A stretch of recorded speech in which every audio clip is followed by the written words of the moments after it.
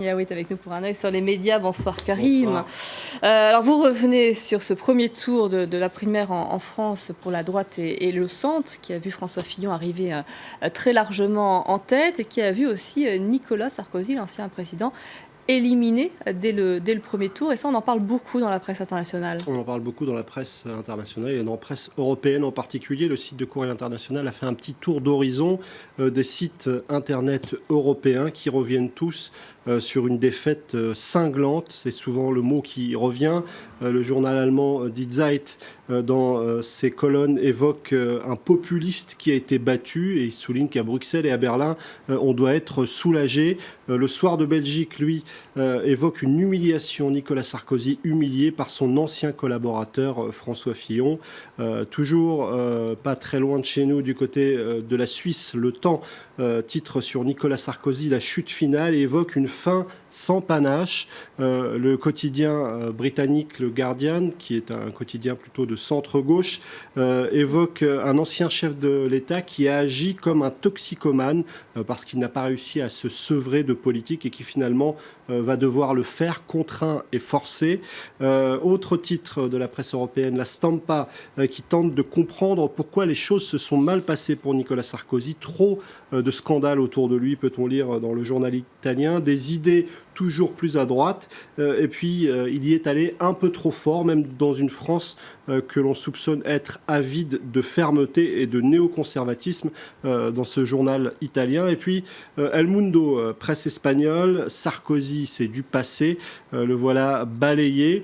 Et puis la Vanguardia, ce n'est pas cet article-là, mais un article était consacré à Nicolas Sarkozy et évoquait un Nicolas Sarkozy avec ce titre « Clap de fin pour le Berlusconi français ». Adieu Sarkozy des Morgan du côté de la Belgique, encore une fois. Et puis sur ce site internet, site guinéen, on évoque aussi cette actualité avec du soulagement. On n'a toujours pas digéré du côté d'un certain nombre de titres africains, ce tome africain justement, qui n'était pas entré dans l'histoire, ce fameux discours de Dakar qui restait en travers de la gorge de pas mal d'Africains. Les réseaux sociaux sont cruels pour les perdants. Alors on va voir que Nicolas Sarkozy en prend pour son grade. C'est vrai qu'il y a tout de même quelques internautes pour souligner son discours plutôt classe, plutôt fair-play. C'est ce qu'écrit Samuel Potier sur son compte Twitter.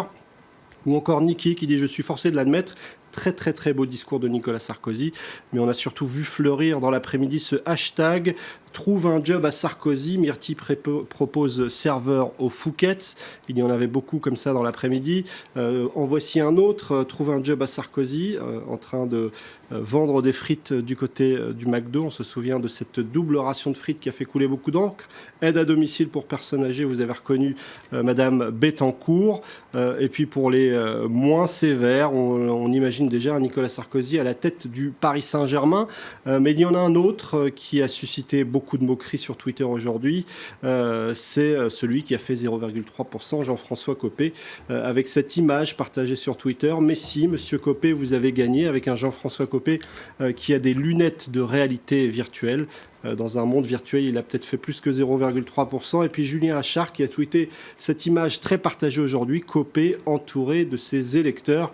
Vous avez sans doute reconnu la piscine. Et les réseaux sociaux où François Fillon, devenu favori, doivent aussi faire face aux critiques nourries de ses adversaires. On va le voir, c'est vrai qu'il y a pas mal de critiques, mais il y a aussi des raisons pour François Fillon de sourire un petit peu avec tous ces soutiens de Nicolas Sarkozy qui le critiquaient il n'y a pas si longtemps et qui sont finalement obligés de se rallier à lui. Voici un tweet qui ne datait d'il n'y a pas si longtemps, Sébastien Huyghe. Fillon, par son positionnement sur le FN, se met en dehors du champ de l'UMP, ou encore Lionel Lucas n'a rien compris aux propos de François Fillon, pas très fair-play. Et on s'aperçoit aujourd'hui que ceux qui étaient très critiques à l'égard de Fillon le soutiennent. Et puis le Huffington Post s'arrête sur tous ceux qui étaient fillonistes et qui ont choisi finalement de supporter Alain Juppé, qui s'en mordent peut-être les doigts. Alors vous le disiez, c'est vrai qu'il y a pas mal de critiques à l'égard du programme de François Fillon, avec ce hashtag Fillon président ce serait, et on voit apparaître sur les réseaux sociaux les points fondamentaux sur lesquels on critique François Fillon, notamment la question du mariage homosexuel, même s'il ne reviendra pas dessus. Voici un tweet qui date d'un petit moment déjà, où il expliquait « Je suis totalement hostile à ce projet, je me battrai de toutes mes forces pour qu'il n'aboutisse pas ». Autre point relayé par les internautes, Fillon président, ce seraient les apports positifs de la colonisation dans les manuels d'histoire. Futur prof, je n'enseignerai pas ça. Alors évidemment, il y a aussi les partisans de François Fillon qui étaient nombreux à réagir. Pour certains, il n'y a pas de doute, seul lui peut barrer la route aux socialistes et au Front National en 2017. Je vous remercie beaucoup, Karim, pour votre chronique ce soir, un œil sur les médias.